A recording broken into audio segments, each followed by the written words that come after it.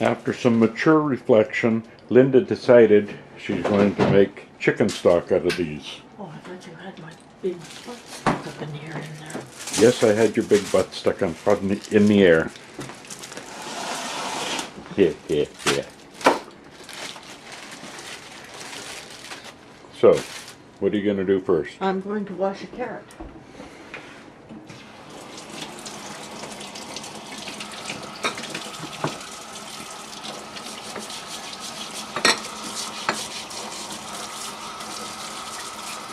Okay, everybody's seen how to wash carrots. One pressure canner.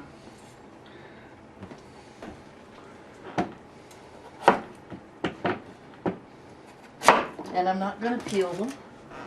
Why not? Because the skin has a lot of vitamins in it. And for anybody who's disabled, that knife picked up at a restaurant wholesaler's is really handy for chopping vegetables and stuff. Lynda's problems with her hands, you don't really want to see her using a knife, a regular knife. This one she can control, sort of.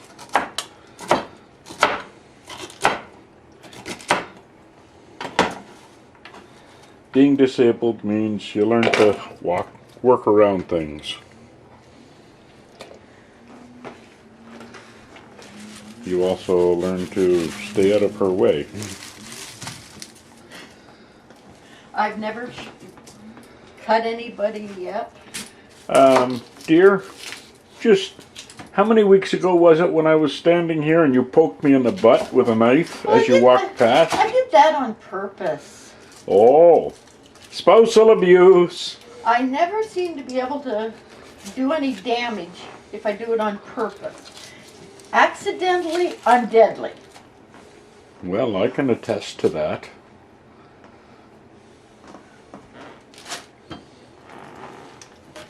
I had a boyfriend quite a few years before I met you, and he was a wrestler. And he says, I want to show you how to defend yourself. So I said, fine. I didn't think I had to defend myself. He says, you hit somebody right in the temple and you can knock them out cold. So I jokingly said, like this? And I knocked him out. Right. Well, he told me to try it, so it wasn't my fault. Well, at least you didn't use a frying pan on him. No, I would have dented the frying pan. He was an idiot. Hard head. Not all that hard, I guess. But yeah, my mother always called soup, clean out the fridge, day before grocery day soup. And basically what I'm doing, it's really a stock, but I want to get all the vegetable flavors and vitamins, so I'm cleaning out. Does it show up in the stock? Does it make the stock taste different? It does. It gives it a lot more flavor. So you have to be careful what you put into the stock, eh? Yes, you don't want to put in cauliflower or turnip because it's way too strong a flavor. And that little cat was the reason we put the screen door there. Keeps him out of the basement.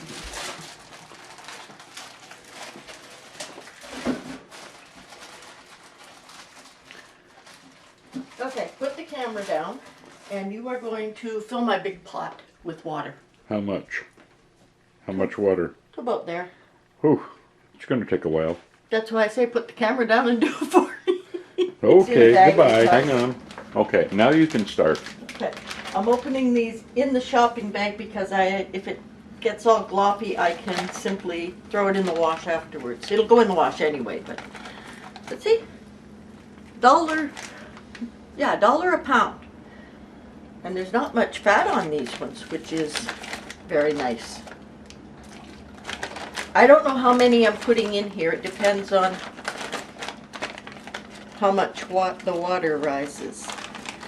But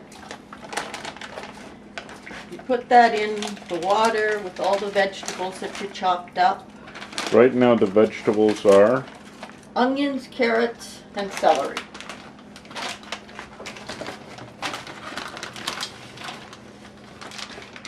And I had 8 bags, but I want to keep a couple out for chicken meals, so I'll put in. So once these are boiled up, what are you going to do with the meat? I'm going to take it out before they fall off the bone, and you can make chicken sandwiches. You can just munch away on cold chicken. So you're boiling the chicken, but you're going to salvage the meat. Some of it, yeah. Okay. And I'll put some into the jars with the stock, and it's the start for chicken soup. All you have to do is add the vegetables. What about the vegetables that are in there right now? Are you going to throw them out? They get thrown out Why? because you cook it down and they're limp. Okay. You cook all the vitamins out, so you cook out all the flavor. Well, I'm glad you explained limp. I'd hate to have you throw something out because it went limp. Mushy. They're dead.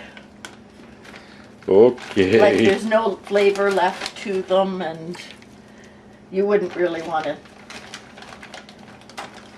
The skin and that off the chicken, you just get rid of as well. Yeah. Okay, that's 3 bags, and that's all that this pot will hold today, so I guess the rest goes back out into the garage.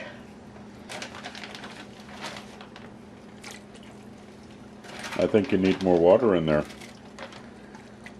No, not yet. I'm gonna wash my hands and then I'll add the spices. Oh, nice and warm.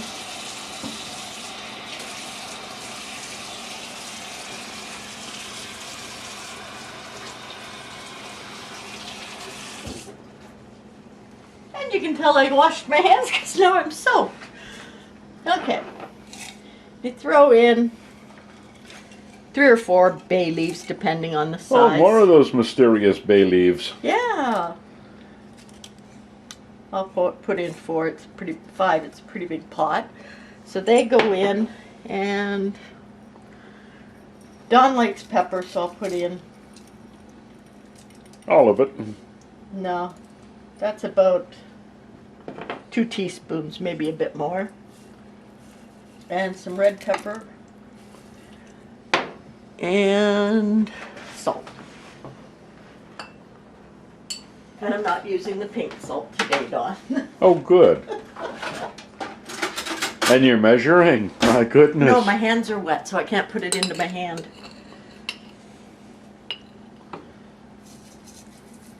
About 2 tablespoons to start. One big spoon. 2 big spoons. I am a salt addict. I won't disagree.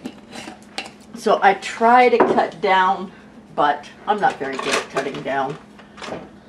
And then you get your longest handled spoon, you give it a stir. It's turned on to high just till it gets hot, then I'll turn it down to a medium low and let it cook away for a couple of hours. Then come back, pull out some of the chicken legs, and maybe taste it then, but you can't taste it until the chicken's cooked, otherwise you'll make yourself sick. Okay. That's my soup stock and soup. There's my apples. The chicken thighs are in the garage.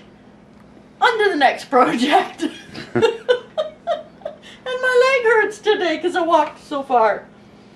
Oh well. But those are my projects, some of them for today, and I hope they interest people.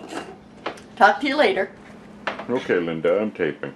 Okay, I've let it boil for a few minutes, so it's really bubbling. And now I'm just going to turn it down, give it a quick stir, and leave it for another few hours. So you had it on high? Yeah, and I turned it down to just Low? Very low. And give it a stir. And I forgot to tell you, I added some garlic. Oh, Terrible, you forgot the garlic. And I haven't added the sage. I forgot that too. Try and find it. Too much coffee on the shelves, eh? No, I've had help in my kitchen.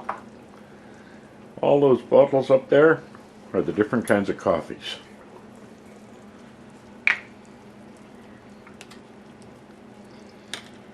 Some people say that when you can chicken with sage, it turns it bitter, but I found that if I don't add it, I don't care for the taste of it.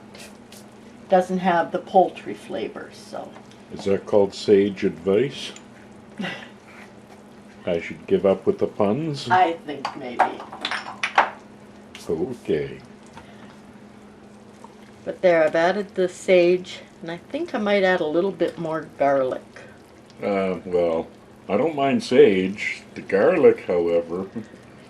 But see, the vegetables are starting to cook, and the flavor will be there, and the bones give a lot of flavor to the soup, which is why the legs and thighs are good. Because they are quite inexpensive, because a lot of people don't care for them. I can't figure out why, because they're really good. You can make soup stock, you can put them on a baking sheet and broil them with just salt and pepper and... Well, But yeah, so that's my soup. And once it's cooked... are you going to put a lid on that? No. You want it just to simmer and bubble and make the house smell good. But I'll put it out in the garage, let it Is this get cold before out or there. after you take the meat off? I'll take the meat out and put the broth out, but I won't take any of the vegetables out. Yeah. And then tomorrow morning I will get rid of all the fat that's on the top, because it's easier once it's cold, and then I will can it up. Okay. But I'm going to take the legs out and take the meat off, and some of the jars will have meat, some of them won't. Because this is the start of your broccoli cheddar soup. Okay. All right. And now it's on to make supper. Say goodbye. Bye. Okay, Linda, I'm recording right now. Okay. Hang on just a minute. For everybody listening, that's the bread machine going. So if you can't hear, it's because Linda doesn't talk loud enough. Oh! I've got the soup. I just turned it off. The meat is completely cooked. So I'm taking the big pieces out. And then Dawn will carry it out to the garage to sit overnight. And I'll just leave this in to cool. And then when I bring it in tomorrow, I will strain it. Aren't you going to put the bones back in? No. No? Oh, I thought you did. Oh, you can, but it's another step and I don't feel like doing it. Okay, this just came in. It's 9 o'clock. This has been sitting out overnight, and it's minus 31 degrees C outside. So, stick a spoon in and see if it's frozen, Linda.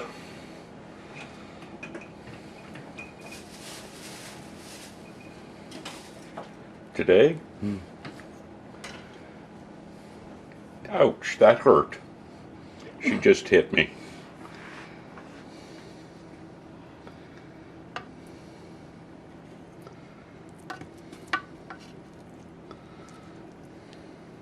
Do you want to let it warm up a bit? Yeah, but this is what it looks like once the fat has all gone to the top. It's very easy to take off, and once I get it all off, I'll strain out the vegetables and it'll be ready to can. This is all the Frozen chicken. It's not quite frozen, but I'm going to let it sit for an hour so my hands don't get too cold. Then I'll take it all off the bones, put it into sandwich bag or small freezer bags, and that way I have it for adding to soups, adding it to vegetables, and sort of calling it a stir fry, making pot pies, and I'll show you what I do with it. Okay. And I'm going to kill Dawn. Why are you going to kill me?